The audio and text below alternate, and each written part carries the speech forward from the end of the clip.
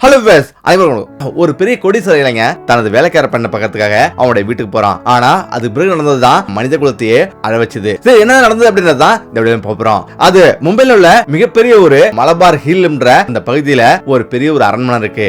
அந்த அரண்மனைக்கு பேரு கிருஷ்ணா பேலஸ். அந்த பேலஸ்ல அனைத்துமே மிகவும் விலையுயர்ந்தது. விலையுயர்ந்த பளிங்கற்கள், அதே போல பெரிய பெரிய பார்க் பூங்கா மாதிரி அவ்வளவு பெரிய பேலஸ், அது அவ்வளவு விலையுயர்ந்த பொருட்கள் நிறைஞ்சிருக்கு. அந்த அரண்மனை ஒரு பெரிய ஒரு கோடீஸ்வரர் விக்ரம் மேத்தா என்ற கோடீஸ்வரர் அந்த பங்களாவில அவருடைய ஒரே ஒரு மகன் ஆரியன் அமைதியா வந்திருப்பான். அவனுக்கு எப்பொழுதுமே ஒரு வெறுமையே நிரம்பி இருக்கும். அவனுடைய வாழ்க்கை பணக்கார வாழ்க்கை, பணத்துக்கு உண்மையே குறைச்சல்ல. விலையுயர்ந்த கார்கள், பைக்கு எல்லாமே ஆடம்பரமா வந்திருக்கும். தினந்தோறும் சினிமா, கிளப் அப்படின்னு அவனுடைய வாழ்க்கை என்ஜாய்மெண்டா போயிட்டு இருக்குது. அந்த அரண்மனையில ஏகப்பட்ட வேலையாட்கள் வந்து வேலை செஞ்சுட்டு இருக்காங்க. எப்பொழுதுமே சாப்பாடு நிறைஞ்சிருக்கும்.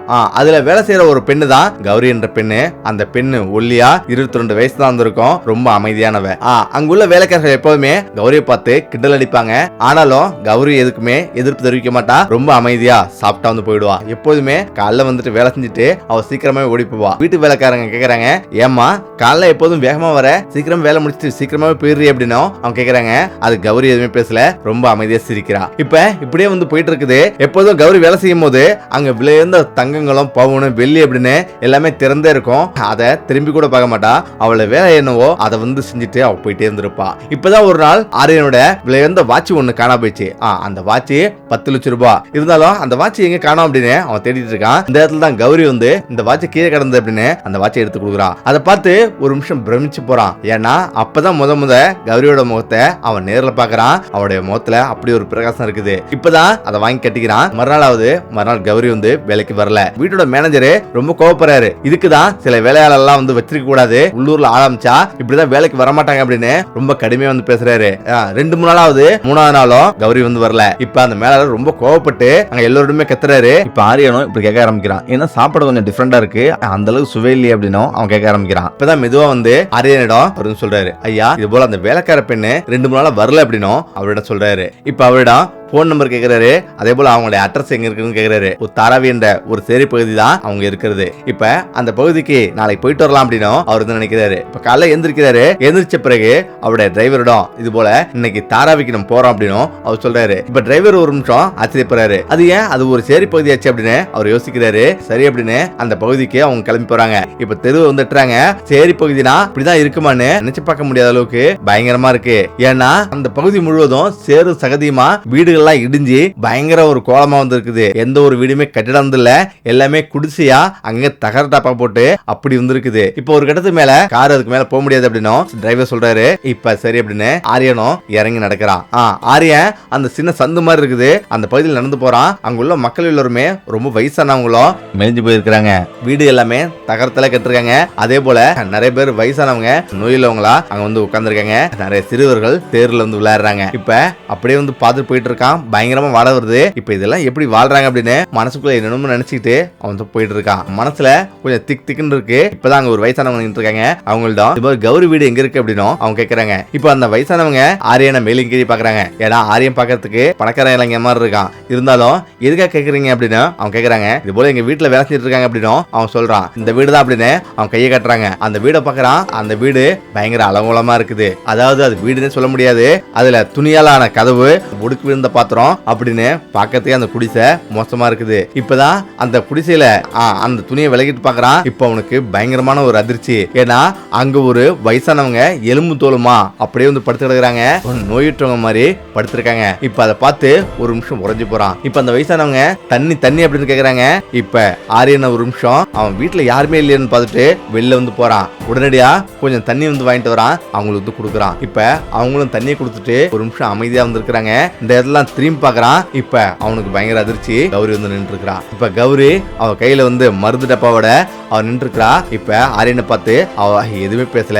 அவனை பார்த்த பிறகு கண்கள் ஒரு அமைதி, அவமானம், ஒரு சோர்வு வந்து இருக்குது. இப்ப மெதுவா எதுவும் பேசாம உள்ளவரா அவளோட அம்மாவிடம் மருந்து இந்தமா அப்படின்னு மருந்து கொடுக்குறா. கையில வந்து கொஞ்சம் தண்ணி வச்சிருக்கா. அந்த தண்ணிய அவனோட அம்மாவுக்கு கொடுக்குறா. இப்பதான் அவங்க அம்மா கொஞ்சம் அமைதியா வந்து ஆகுறாங்க. இங்க எதுக்கு வந்தீங்க அப்படின்னு அவ கேக்குறா. இப்ப அவனால ஒரு நிமிஷம் வந்து அமைதியா வந்திருக்கிறான்.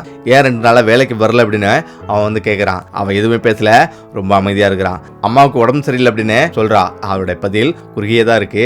அவன் ஒரு நிமிஷம் அதிர்ந்து போறான். இப்ப கொஞ்ச நேரம் கழிச்சு அவளுடைய தம்பி வந்து பக்கத்துல வந்திருக்கா. இப்ப அவனுடைய தம்பி, அக்கா எனக்கு பசிக்குது அப்படின்னும் அவன் சொல்றான். இப்ப அவனை வந்து மெதுவா பாக்குறா.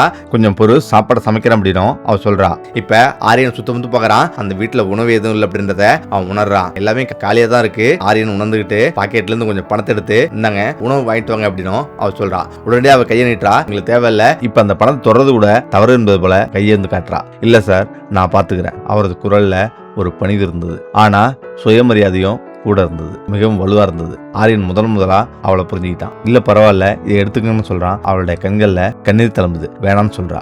இப்ப அவளுடைய அம்மாவை பாக்குறா. அவளுடைய அம்மா வாங்கிக்கமா அப்படின்னு, குழந்தை பசியா இருக்கு வாங்கிக்கமான்னு சொல்றாங்க. இப்ப சரி அப்படின்னு அவன் உடனே சரி நானே வாங்கிட்டு வரேன்னு சொல்லிட்டு அவன் உடனே கடைக்கு போறான். அரிசி பருப்பு பால் அப்படின்னு நிறைய வாங்குறான். இப்ப அந்த கடைக்காரரு இவனை வந்து பாக்குறாரு. பாக்குறதுக்கு இவ்வளவு நீட்டா இவ்வளவு டீசெண்டா இருக்கானே, யாரா இருக்கும் அப்படின்னு அவர் பாக்குறாரு. இவருக்கு எதுக்கு அப்படின்னு யோசிக்கிறாரு. இருந்தாலும் அவன் வாங்கிட்டு நேரா வீட்டுக்கு வரான். வீட்டுக்கு வந்து அவ்வளவையும் கொடுக்குறான். அதை பார்த்து கௌரியோட அம்மா முகத்துல அவ்வளவு சந்தோஷம் இருக்கு. இப்ப அதை எடுத்துச்சு உடனடியா கௌரி சமைக்கிறான். இப்ப சமைச்சு முடிச்ச ஒருபடி அவங்க எல்லாருமே சாப்பிடுறாங்க. எனக்கெல்லாம் சாப்பாடு கிடைக்காது அப்படின்னு ஆரியன் சொல்றான். இப்ப அவ சிரிச்சுக்கிட்டு அவனுக்கு கொஞ்சம் சாப்பாடு போட்டு கொடுக்குறான். அவனும் அதை ருசி சாப்பிடுறான். ஆனா அவங்க சிம்பிளா செஞ்சிருந்தாலும் அவ்வளவு ருசியா இருக்குது. இப்ப கௌரி தனது தாய்க்கு வந்து உணவளிக்கிறா.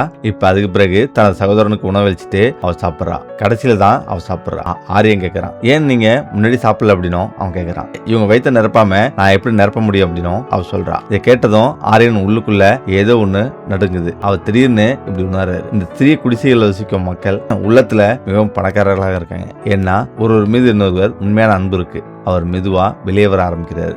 ஆனா பிறகு கௌரி பின்னாடியே வரா. கௌரியோட குரல் வருது. ஐயான்னு சொல்லி அவன் நிறுத்துறான். அவன் திரும்பி பாக்குறான். அவன் பார்க்கும்போது கௌரி அங்க நின்று இருக்கா. கண்கள்ல நன்றி உணர்வும் தயக்கமும் இரண்டுமே இருக்கு.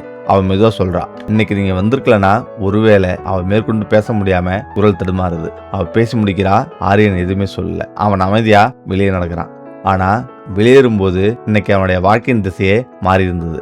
ஏன்னா முதல் முறையா அவர் ஒருவரை பணத்தால காப்பாற்றல, மாறா மனிதாபிமானத்தால காப்பாற்றிருக்காரு. வெளியே வந்த பிறகு ஆரியன் சிறிது நேரம் அங்கே தெருவில் நிற்கிறான். அவனுடைய கைகள் இன்னும் நடுங்கிட்டே இருக்கு. அவனுடைய இதயம் படபடன்னு துடிச்சிட்டே இருக்கு. அதே மனம், அதே அழுக்கு.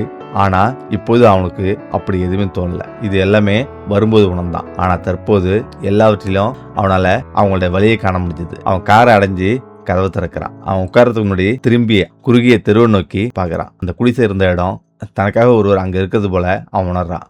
அவன் கார்ல ஏறி உட்கார்றான். ஆரியனோட பயணம் முழுவதும் அமைதியாவே இருக்கான். டிரைவரும் பின்புற கண்ணாடியால அவன் பலமுறை பாக்குறான். அவருக்கு எதுவுமே கேட்க தைரியம் இல்ல. இப்ப சரி அப்படின்னு அவன் நேரம் வீட்டுக்கு வரான். வீட்டுக்கு வந்துட்டு ரூம் வந்து ஓபன் பண்றான். அவர் ரூம்ல ஏசி காத்து வீசுது. பயங்கரமா வந்து பெட் போட்டிருக்கு. எல்லாமே ஆடம்பரமா வந்திருக்குது. ஆனாலும் அவனுக்கு நிம்மதி கிடைக்கல. அவன் நேரம் தனது அறைக்கு சென்று கதவு மூடுறான். அறையில உள்ள அனைத்துமே விலையுயர்ந்ததா இருக்கு. பெரிய திரை, மென்மையான படுக்கை. ஆனா அவருக்கு இது எல்லாமே சுமையா தான் இருக்கு. அந்த காட்சியை மீண்டும் மீண்டும் நினைச்சுக்கிட்டே இருக்காரு. வறண்ட வயதான தாய், பசியோடு தம்பியும் கௌரியும் வாடிய கண்களோடு இருக்கிறத நினைக்கிறான். முதல் முறையா அவ தனது பணத்தை பயனற்றதா நினைக்கிறான். மாலையில அவளுடைய அறையை விட்டு வெளியே வரான். கீழே பல வகையான சாப்பாடு பரிமாறப்பட்டிருக்கு. ஆனா அவனுக்கு பசிக்கல. அந்த பகுதியை முழுவதும் பாக்குறான். பால்கனிக்கு வந்து அந்த பகுதியை முழுவதும் பாக்குறான். அவளோட லைட் வெளிச்சத்துக்கு மத்தியில இப்படி ஒரு இருளான பக்கம் இருக்கு அப்படின்னு அவன் மனசுக்குள்ளே நினைச்சிருக்கான். இந்த பிரகாசத்துக்கு பின்னால எவ்வளவு இருள் மறைஞ்சிருக்கு பாரு அப்படின்னு அவன் நினைக்கிறான். கௌரியோட அம்மா மிகவும் மோசமான நிலையில இருப்பதை அவன் நினைக்க விடுறான். இப்பதான் சிகிச்சை அளிக்கப்படலனா விபரீதம் ஏற்படும் அப்படின்னு யோசிக்கிறான். இப்பதான் உடனடியா அவனுடைய குடும்பம் மொத்தருக்கு உடனடியா போன் பண்றான். அவசரமா ஒரு இடத்துக்கு போகணும், நீங்க வாங்க அப்படின்னு சொல்றான். அவனும் எங்க அப்படின்னு ஆச்சரியமா இருக்கிறாரு. இது போல தாராவி சொல்றாரு. தாராவின்னு சொன்ன பிறகு அவனுக்கே வந்து ஆச்சரியம். எதுக்கு தாராவி அப்படின்னு அவர் யோசிக்கிறாரு. இப்ப சரி அப்படின்னு அந்த மருத்துவர் அவங்க கூடவே போறாரு. இப்ப மருத்துவர் அழைச்சிக்கிட்டு சரி பக்கம் உள்ள நுழைறான். எல்லோருமே அவனை ரொம்ப ஆச்சரியமா பாக்குறாங்க. இப்பதான் அவங்க போன பிறகு மருத்துவரை பார்த்து ஆச்சரியப்படுறா. இப்ப மருத்துவர் அவங்கள பார்த்து இப்ப அந்த வயசானவங்களை சோதிக்கிறாரு. இப்ப ரொம்ப கடுமையா வந்திருக்குது. அதாவது இப்பவே பார்த்தா உயிரோட இருப்பாங்க, ஆனா கொஞ்சம் விட்டா இவங்க வந்து அதுக்கப்புறம் நான் என் வாயால சொல்லக்கூடாது அப்படின்னு சொல்ல முடியாது அப்படின்னும் அவர் வந்து சொல்றாரு. உடனடியா அவருக்கு வந்து மருத்துவம் பார்க்க சொல்றாங்க. அவருக்கு வந்து பார்த்து ஊசி போடுறாங்க, மருந்து கொடுக்குறாங்க. அங்க எல்லாருமே ரொம்ப மகிழ்ச்சியா வராங்க. மருத்துவர் அவர் வந்து வண்டிக்கு போறாரு. இந்த இடத்துல ஆரியன் மட்டும் வந்து உட்காந்துருக்கான். கௌரி கண்ணீரை துடைச்சிட்டே இருக்கா. அங்க அமைதி நிலவுது. அவன் மெதுவா நீ ஏன் இதெல்லாம் செஞ்ச ஐயா அப்படின்னு அவ கேட்கிறா. அவளுடைய கேள்வியில ஆச்சரியமும் பயமும் கலந்திருந்தது. ஆரியன் சில நிமிஷம் அமைதியா இருக்கான். பிறகு சொல்றான், உதவி செய்ய ஒருத்தராவது இருக்கணும். அவருடைய வார்த்தைகள் எளிமையா இருந்தது, ஆனா உண்மையா இருந்தது. கௌரி முதல் முறையா அவனை நேரா பாக்குறான். முதல் முறையா அவர் ஒரு மனித உணர்வோடு இருக்காரு. குடிசைக்கு வெளியில இருள் சூழ்ந்திருக்கு, ஆனா உள்ள ஒரு சிறிய நம்பிக்கை ஒளிந்திருக்கு. இப்பதான் ஆரியன் வீட்டை விட்டு வெளில வரான். இந்த இடத்துல அவருடைய தம்பி வந்து கையை பிடிக்கிறான். அவனுடைய கண்கள்ல அப்பாய்தானம் இருந்தது. அவன் மிகவும் தாழ்ந்த குரல்ல இப்படி சொல்றான், அண்ணா நாளைக்கு நீங்க வருவீங்கல்ல அப்படின்னு அவன் கேட்கறான். இதை கேட்டதும் ஆரியனோட தொண்டை அடைக்குது. யாரோ ஒரு தன்னை தங்களது சொந்தக்காரரா ஏற்றுக்கொண்டது போல அவன் உணர்றான். அவன் லேசா தலையசிக்கிறான். நான் வருவேன் அப்படின்னும் அவன் சொல்றான். அவனுடைய முகத்துல முதல் முறையா ஒரு புன்னகை வருது. ஆரியன் மெதுவா வெளியே செல்றான். அவன் இந்த முறை வெறுங்கையோடு செல்ல மாறா விலைமதிப்பட்ட ஒன்றை எடுத்துக்கொண்டு செல்றாரு. அவன் கார்ல ஏறியதும் அவன் கண்களை மூடுறான். இன்றுதான் முதல் முறையா உணர்றான், வாழ்க்கை என்பது தனக்காக மட்டுமே வாழ வேண்டிய அவசியம் இல்லை. சில நேரங்கள்ல ஒரு அந்நியர்களுக்காகவும் மனிதனா இருப்பதுதான் உண்மையான அடையாளமா இருக்குது அப்படின்னும் அவன் உணர்றான். அவரது இந்த முடிவு அவருக்கு தெரியாது. இப்பதான் நேரா வீட்டுக்கு போயிட்டு திரும்பவும் படுக்கிறான். அவனுக்கு தூக்கமே வந்து வரல. மறுநாள் எழுந்திருக்கிறான். இப்ப மறுநாள் நேரா வந்துட்டு அங்க கடைகள்ல ஏகப்பட்ட ஜாமான்லாம் வந்து வாங்கிட்டு கௌரியோட வீட்டுக்கு போறான். அவன் வீடு முழுவதும் உணவுப் பொருள், பால் அப்படின்னு எல்லாத்தையும் நிரப்பி வைக்கிறான். இப்ப அதை பார்த்து அவளுடைய அம்மா ரொம்ப சந்தோஷமா வராங்க.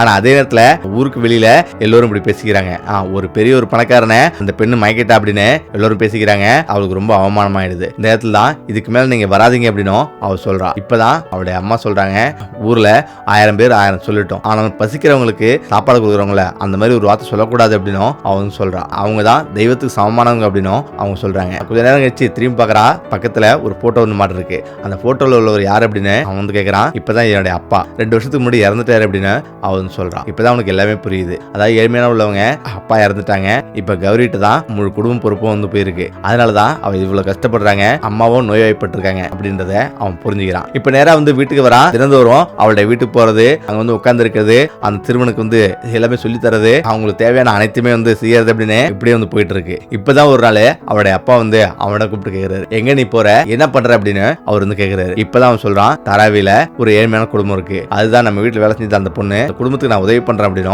அவன் சொல்றான். இப்பதான் சொல்றான், இந்த நாடு முழுவதும் ஏழ்மையானவங்களா நிறைஞ்சிருக்காங்க, எல்லாத்துக்குமே நீ உதவி பண்ண முடியுமா அப்படின்னு அவருடைய அப்பா வந்து கேக்குறாரு. இப்ப அவன் எதுவுமே சொல்லாம ரொம்ப அமைதியா இருந்திருக்கான். இந்த இடத்துல தான் திடீர்னு அவனுக்கு ஒரு போன் ஒன்று வருது. அந்த போன்ல ஒரு செய்தி, அவனுடைய அம்மாவுக்கு உடல்நிலை சரியில்லைன்னு வருது. இப்போ உடனடியா அவங்க அழைச்சிட்டு ஹாஸ்பிட்டல் போறாங்க. இப்ப ஹாஸ்பிட்டல்ல அவங்க கொஞ்ச நேரம் தான் வந்து இருக்கிறாங்க. கொஞ்ச நேரத்திலேயே கௌரியோட அம்மாவுக்கு உயிர் போயிடுது. இப்ப கௌரி அந்த இடத்துல இருந்து பயங்கரமா வந்து அழுகுறாங்க, கதறாங்க. இந்த இடத்துல கௌரியிட வந்து அவன் சொல்றான், நீங்க விரும்பினா என் வீட்லயே வந்து தங்கியிருக்கலாம் அப்படின்னு அவன் சொல்றான். கொஞ்ச நாள்ல அந்த ஊர் முழுவதும் சரி பண்ண நினைக்கிறான். இப்பதான் அங்க தனியா வாய்க்கால் எடுத்து சாக்கடை தனியா வந்து ஓடுற அளவுக்கு அவன் ரெடி பண்றான். அதே போல அங்க ஒவ்வொரு வீட்டுக்கும் அந்த தெரு முழுவதுமே 100 கட்டிடம் அவனே வந்து கட்டி தரான். அதுக்காக 100 கோடி ரூபாய் தனியா வந்து செலவு பண்றான். அந்த ஏரியா முழுவதும் அழகாக்குறான். இப்பதான் நீங்க விரும்பினா இங்கே தங்கி அப்படின்னும் அவள்கிட்ட சொல்றான். ஆனாலும் அவ வேண்டாம் மறுக்கிறா. இதுல ஒன்னும் மரியாதை குறைவில்லை, நான் உதவி பண்ண நினைக்கிறேன், நீங்க விரும்புனீங்கன்னா தங்குங்க அப்படின்னும் அவன் சொல்றான். இப்ப சரின்னு அவங்க வீட்லயே அவன் வந்து தங்கியிருக்காங்க. அவனுடைய மனதுல ஒரு நிறைவு வந்து ஏற்படுது. மனிதன் மற்றவங்களுக்கு உதவி பண்றதுதான் உண்மையான வாழ்க்கைன்றத அவன் வந்து உணர்றான். இப்ப நாட்கள் வந்து ஓடுது. இப்ப அவனுடைய அப்பா கல்யாண பேச்சு வந்து இருக்கிறாரு. இப்ப அவன் அமைதியாகிறான். இப்பதான் நான் சொல்றது உனக்கு புரியலையா அப்படின்னு அவரு கேட்கிறாரு. நீ விரும்பினா அந்த பொண்ணையை கல்யாணம் பண்ணிக்க அப்படின்னும் அவரும் சொல்றாரு. இப்ப ஆரியனும் சிரிக்கிறான். இப்ப கௌரியவே அவன் திருமணம் செஞ்சுக்கிறான். அவனுடைய வாழ்க்கை சந்தோஷம் போயிட்டு இருக்கு. ஓகே, நம்ம இந்த மீண்டும் அடுத்த சந்திப்போம். நன்றி, வணக்கம்.